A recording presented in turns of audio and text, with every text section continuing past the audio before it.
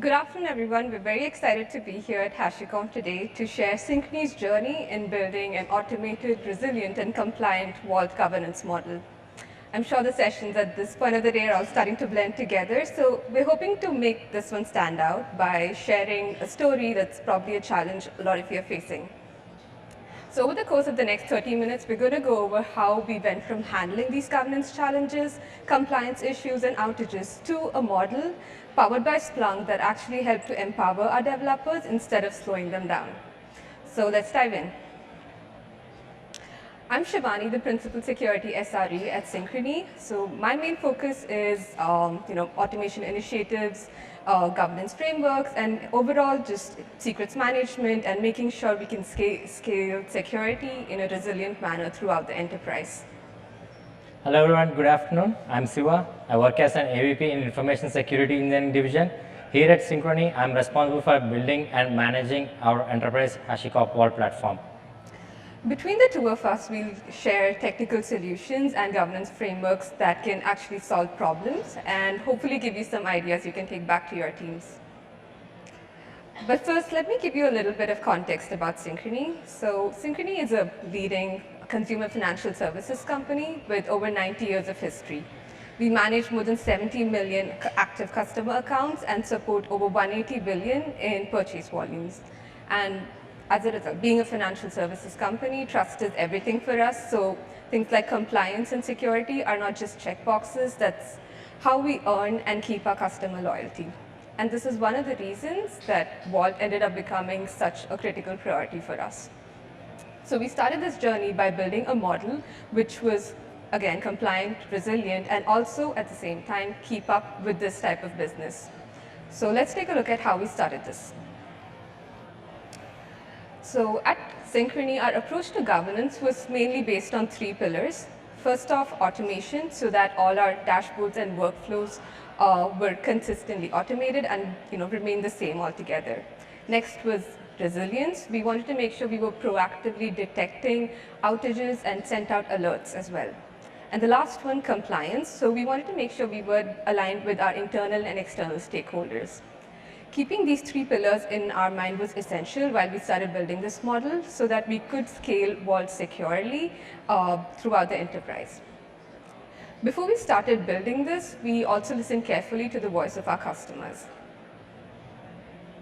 At Synchrony, when we started utilizing HashiCorp Vault, the adoption was really strong. It's like huge.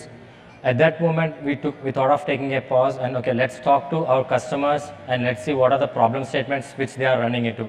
When I say customers, meaning all our application teams, SOX teams, and auditing teams, and compliance teams. So the ones which you are seeing on the screen are the 4 topmost problem statements which we heard from all our customers. I'll start going through each problem statement and I'll also provide you the solution which we came up with today. So starting with the first problem statement, no centralized view, meaning that there is no transparency on what kind of secrets are being stored in Vault and if the secrets are being rotated on a timely manner and who owns the secrets. And the next problem statement is varying practices, meaning that each application team has their own way of doing things. Some application teams are storing this visibility in Splunk, some of them are using house-built tools, which is putting us in a blind spot, and we don't have one source or mechanism where we can get all this data. And the third problem statement, manual investigation. So I would say this is the most problem statement which we heard from all the customers, like 90% of stakeholders has reported this one. So meaning that, so SOX and compliance team need to know if the application teams are rotating the secrets on a timely manner, but they don't have that level of visibility. That is when they are reaching out to our Vault team and asking, hey, are these guys rotating the secrets on a timely manner? But we as a Vault team, we are not supposed to take a look at the secrets and the updation times. So again, we are telling, okay, please reach out to application teams. And that is when SOX team is having a tough time in chasing all these application teams to get the details if they are doing it in timely manner or not. So the last one is 12-month secret rotation. Across Synchrony, if we onboard any application to HashiCorp Vault, like app role is our go-to auth method, like you name it, anything, like app role is our go-to auth method. And for that, we give a retention of like 12 months. For every 12 months, you need to rotate your secret ID. So what's happening now? Application team's responsibility, the developers need to rotate the secret ID before it expires. But now, developers are missing that. and they are realizing when a pipeline is broken, or if it's a production outage, or if one of the auth logins are failing, that's when they are realizing, okay, my secret ID is expired, now I need to reach out to Vault team. So already the damage has been done. So these are the 4 major problem statements which we saw from all our customers, and we thought, okay, let's build some 3 set of goals on top of all these 4, so that one is security as observability, and rotation as an enforcement for all the application teams, and the third one is the ownership as a visibility for the SOCs and auditing teams. So we were under the impression, okay, what can we do? So how can we build a Vault observability tool without breaking the confidentiality of all the secrets? That's when we brought Splunk into picture as a single pane of view, and this Splunk has an alerting and rotation and observability mechanism. So I'll tell you why we picked Splunk here. So as of today, we are ingesting all Vault audit logs and operational logs into Splunk, and we thought of, and they are being underutilized. And at that moment, we thought, why don't we just repurpose these audit logs and operational logs and add few enhancements to this audit and operational logs, and we'll talk to customers, we'll talk to all the stakeholders, let them know, hey, when you guys are onboarding any application, please make sure you update the metadata as well as part of our onboarding. Like, just give your team distribution list or primary owners and secondary owners in case if Vault team needs to reach out to you guys. So we ask that information.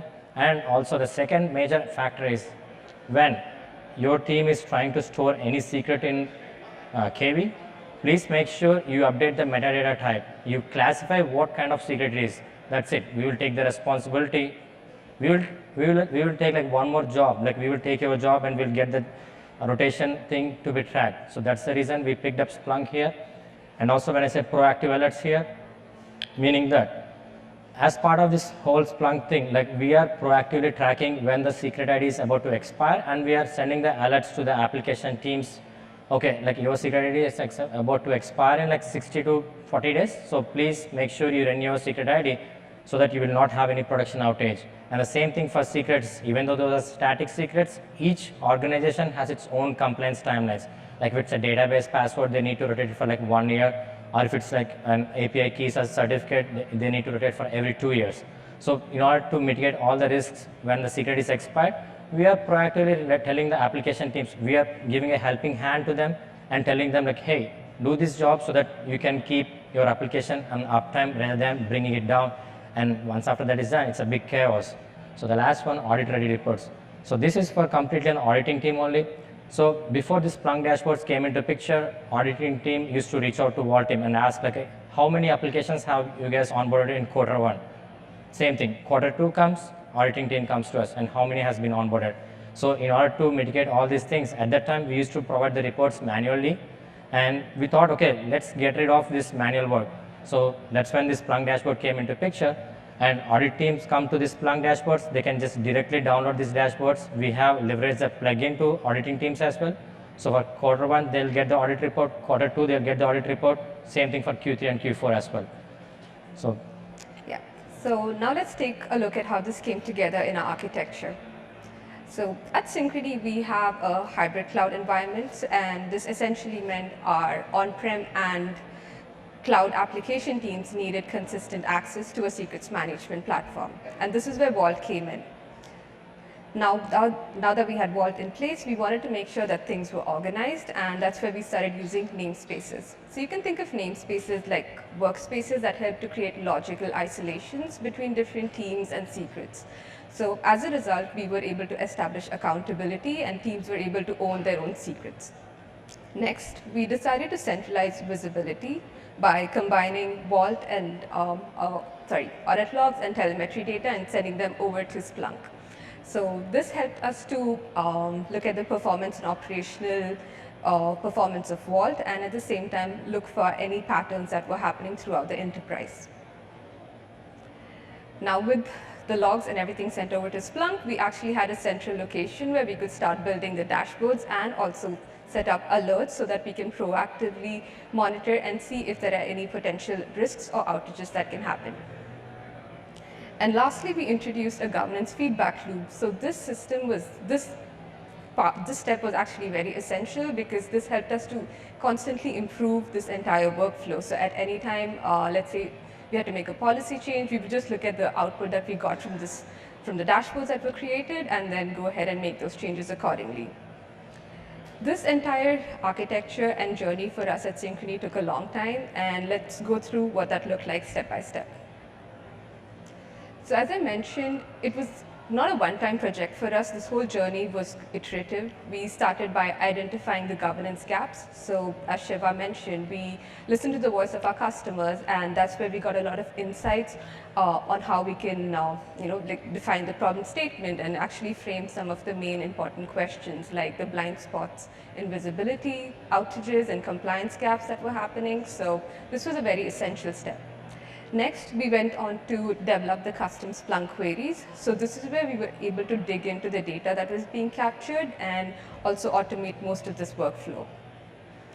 The next step, metadata, was the key player in this entire journey for us. It completely changed the game because this is basically data about the data, and with the help of metadata, we were able to change this entire dashboard from just being a static report to a living map of our entire environment.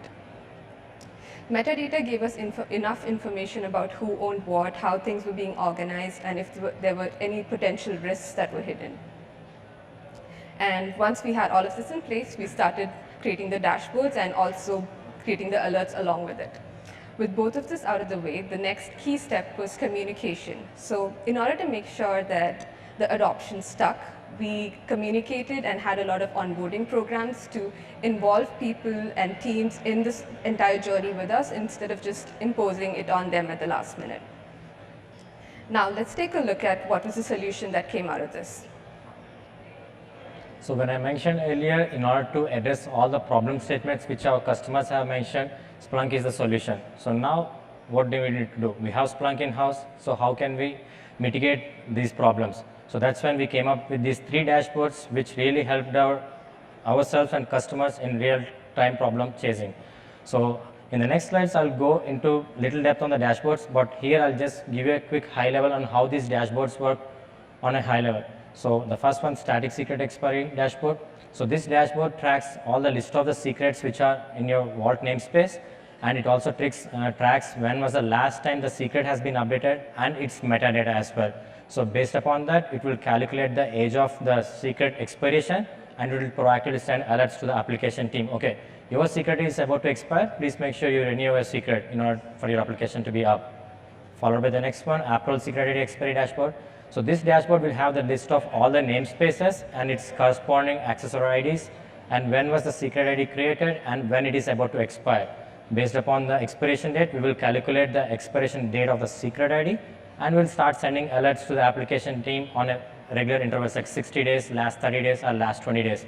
And the last one, namespace metadata. So this dashboard is completely outside of Vault resource registry, and this will be helpful only for Vault team, SOX team, and auditing team. So this dashboard will have all the list of the applications which are onboarded to Vault and their corresponding auth methods and what all the secret engines which they are using. So all these 3 dashboards we haven't done anything fancy. All these 3 dashboards are built using the Vault API calls, and some exclusive automation was done on the back end to get these dashboards up and running. And these dashboards have a live data so that it will serve all the users, and there is no discrepancy in the data. Anytime if you onboard an application, we have a couple of automation jobs running on the back end. It will update these dashboards with a live data so that all the teams can have access to this one. Okay, so now let's take a look at what are the main benefits these 3 dashboards gave us. First one, all of these dashboards were 100% automated and accessible to everyone. So this instantly meant all the teams had visibility in what was going on in Vault and how their secrets were being managed. Next, we saw faster incident response. So most of the time, a lot of the outages were prevented beforehand, and let's say an outage did happen, the incident response time had dropped drastically. All the information they needed to fix the issue was available in these dashboards. And perhaps the most impactful one was we saw an 80% reduction in compliance toil. So a lot of the time that audit teams were spending in fixing the issue or like chasing down teams to get enough evidence, it was again instantly available. So this is one of the reasons why we were able to turn governance, and as she mentioned, it became fun for us instead of just being about business. So let's get into the good stuff and take a look at the dashboards.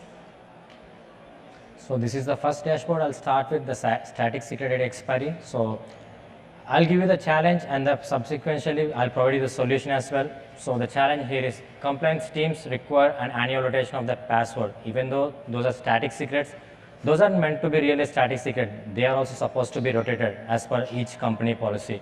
But application teams are missing to rotate the passwords and having really hard time on getting their application up and running. In order to address that, we thought, okay, why don't we just have a Splunk dashboard which will list all the secrets under the namespaces, and we are asking the application teams to classify the secret type. Like if it's a database, just mention it as a database password. If it's just a username and password, mention it as an API key or something like that. In my next slide, I'll just walk over to what exactly are the classification. But this dashboard is completely helpful for application teams to chase when the secret is about to expire, so that they will take the needful action. So this is how the dashboards look on a high level. So this dashboard is accessible to all the application teams. So once an application has been onboarded to Vault, as part of the onboarding, we will send them the links saying, okay, this is the dashboard. You can check if your secret is about to expire. All the secrets will be popped up here. And like starting from left to right, the environment is the respective environment where the applications are hosting, and the namespace is the corresponding to each application namespace. And this is the major factor, the static secret type. So this is what I was telling you guys earlier. This is the classification we are asking the application teams. Like, make sure when you guys create a secret and update a secret in your Vault namespace, you please update the type of secret, because each of the secret classification, API key, metadata, certificates, so these have this own rotation policies, and it depends on company to company, as I said earlier. So it's like 2 years, 1 year, 3 years. Based upon the calculation of the retention time, we will calculate when the secret is about to expire, and we will send the status to the application teams. So the last 3 are the statuses, like if secret is good or if secret needs to be rotated. And there is one more classification. There are few application teams, even though we told them, okay, you guys need to make sure you update the metadata of the secret so that we can help you and let you know when your secret is about to expire. But there are few teams who are not updating the metadata. Even those kind of secrets also, we are sending proactive alerts and telling, okay, your secret is not compliant. Please make sure you update the metadata so that we can track it. So this is one quick example on how this dashboard looks like on a high level. So this is one of the application namespace. Their secret name is called API key, and they classified the first one, the yellow color one. It's an API key. Is a classification provided by the app team. So for this demo purpose, I took the API key classification for 1 year. Again, as I said, it depends upon org to org. Like you can have your own classification. And the last update time of this secret is in 2024/7/23. And the past days is like depending upon it has been 412 days since I kept the classification for 1 year only. It's mentioning, okay, the secret need to be rotated. And before it hits the 365-day mark, so application teams will also be receiving emails saying, okay, your secret is about to expire. Please make sure you rotate your secret. So the second one, if we see in the green and the red color boxes, those are pretty self-explanatory. Application team have mentioned, okay, certificate is one of the classification, and the third secret is tokens. But here, if you see the fun fact, application teams didn't mention what type of secret it is. So that is why we sent an alert saying, okay, your secret is not up to date or it's not compliant. So please make sure you update the metadata. So that's why it will be in red color. Until unless the app team updates the metadata, we keep on spamming them with so many emails. Yeah, now, so let's take a look at what was the results that this dashboard delivered for us. So right off the bat, we saw 100% of the secrets were getting flagged even before expiry. So this essentially meant we no longer had blind spots and no outages that were getting triggered because someone forgot to rotate their secret. And as a result, this meant zero disruption because of a forgotten credential. Next, we also had proactive alerts that were being sent out on 60, 30, 20, and 10-day intervals. This gave teams enough time to go ahead and rotate their credentials, and also created a process where it was a bit more streamlined, and they had, it had become more predictable for them. And lastly, and probably the most important one, we saw 80% of these alerts were remediated by the developers themselves. So a lot of the dependency that they had on security and operation teams earlier was removed, and they could automatically see when their secret was about to expire and go ahead and make the changes. Now, this combination is what gave us the confidence that secrets management wasn't just working, it had become dependable, and it changed our outlook from reactive firefighting to secrets management to proactive governance altogether.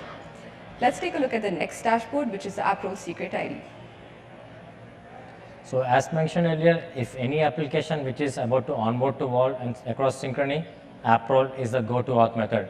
So in this process, what's happening is application team's job is they need to make sure they need to rotate the secret ID before it's expired. But most of the application teams are busy with their work and they're kind of forgetting like they need to rotate the secret ID. And when the pipeline breaks or if there is any production outage or any auth login has been failing, that's when they're realizing, okay, my secret ID is expired and I'll need to reach out to Vault team. And it's big chaos. Again, like a lot of Teams messages, a lot of instant calls jumping onto this and rotating the new secret ID. Even though we have provided a privilege to the application teams, like you can generate a new secret ID with the help of API calls and just revoke the old one. We have seen application teams not taking that proactive, steps here. So for that, we came up with the solution of this Splunk dashboard, which will give you the list of all the namespaces and its corresponding app roles and secret ID accessors and the creation and expiration time. And this is live to the application teams as part of onboarding as well. So the application teams will get this dashboard so they can just track when their application is about to expire. And one benefit I would say is, like, let's say if an application is secret ID is about to expire, in the time of freeze, they can know a little ahead, so they can log into this dashboard. They can see, okay, when my secret ID is about to expire, okay, if it's going to expire in next 30 days, I have a production freeze which is about to hit, so let me renew it, so that it's little ahead. App teams are doing the due diligence job with help of these dashboards. So this is how the dashboard will look on a high level. So pretty much like starting from left to right, like it's a report time is nothing but the data when it was fed to Splunk, and namespace and namespace IDs are like unique. And the next three fields, if you see primary owner, secondary owners, and team distribution list, these three are the metadata which we are asking the application teams to do it while they're onboarding. And app role and accessories. So the reason why we mention app role is there are few application teams who are having like a couple of roles which it's the same namespace, but they have a couple of roles and generating it. So that is the reason, like, we don't want to confuse the application teams and just letting them know, okay, this is the app role which you are using. And following that, it's a secret ID creation time and expiration time.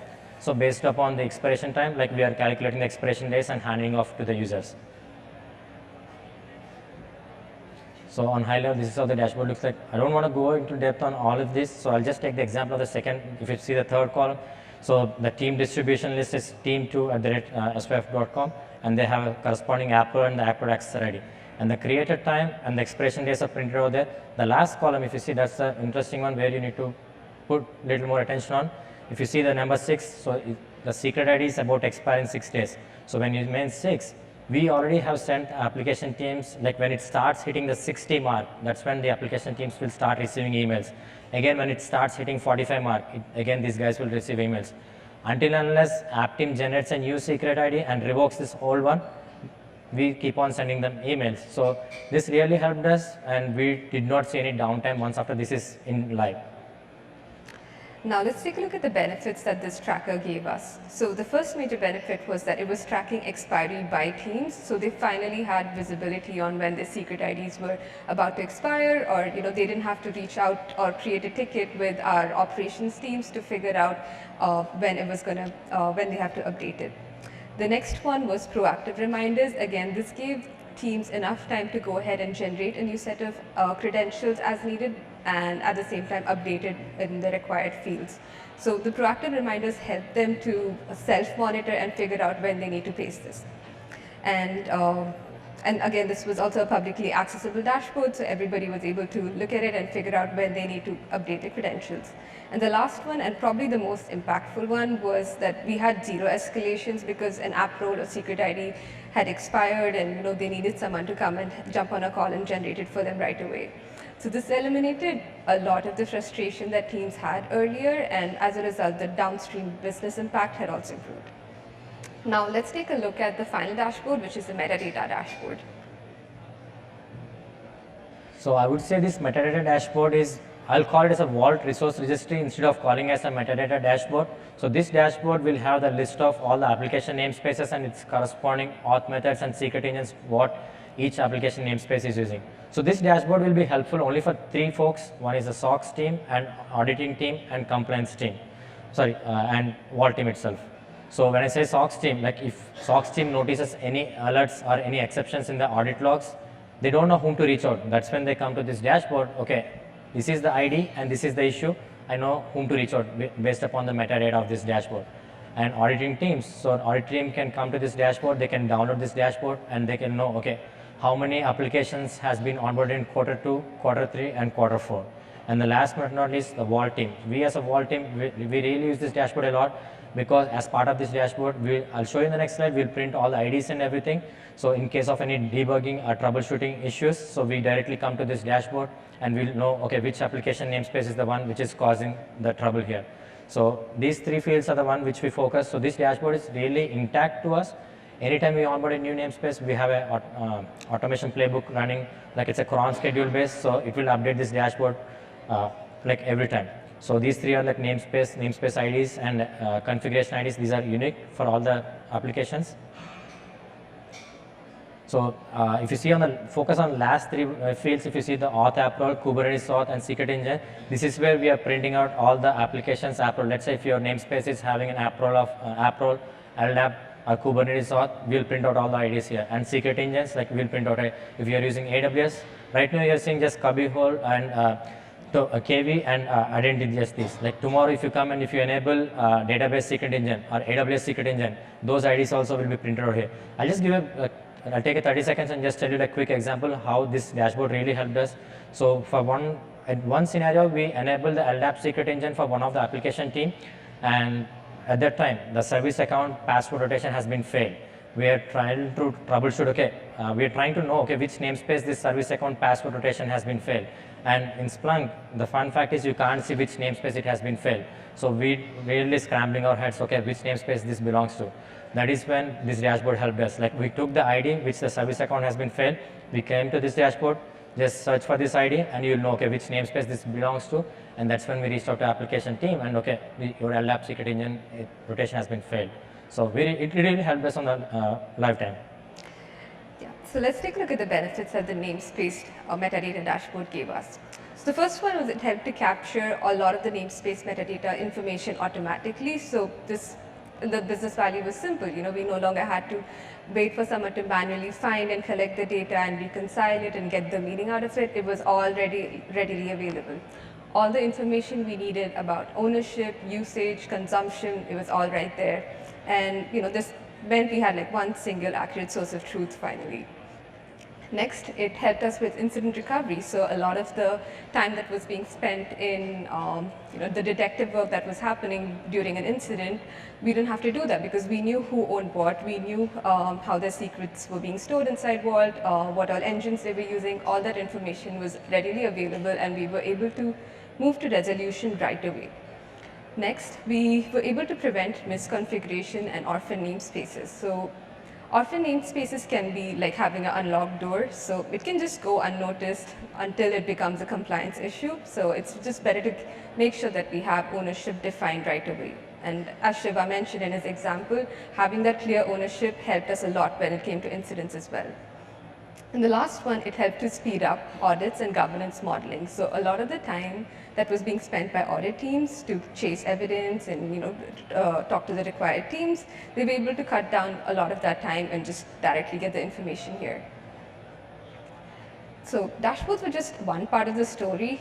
All of this doesn't, in order for governance to work, we need to turn these insights into action. And that's where we focused on automation and alerting. At Synchrony, setting up this automation alert workflow is what actually helped us ensure that these issues weren't just visible, they were acted on immediately as well. In order to do that, we first focused on making sure that the compliance alerts that were being triggered were happening automatically instead of someone waiting, like manually going and investigating and what happened. So this step was automated right away. Once the alert was sent out, it was assigned to the right team, and the information about the right team was available in the dashboards already. once it was assigned, then the required team would focus on investigating the issue. They would take the steps that were needed for remediating it, and then they would tie it all up with the documentation that was needed. And lastly, we would also have a closure and feedback step. This is where the documentation that they created, how they handled the incident, all of that information is essential. We take a look at it and see if we need to update our dashboards, if we need to monitor any new metrics or add any additional alerting rules in place. All of that comes here. So this helped us to create a continuous cycle of improvement, and as a result, it made our system stronger. So the main benefit of all these 3 dashboards was, at Synchrony, it wasn't just technical. It actually benefited all these 3 stakeholders. So when it came to app owners, they were able to avoid outages. It became like a self-service model for them, and they were able to reduce a lot of the firefighting that they were doing.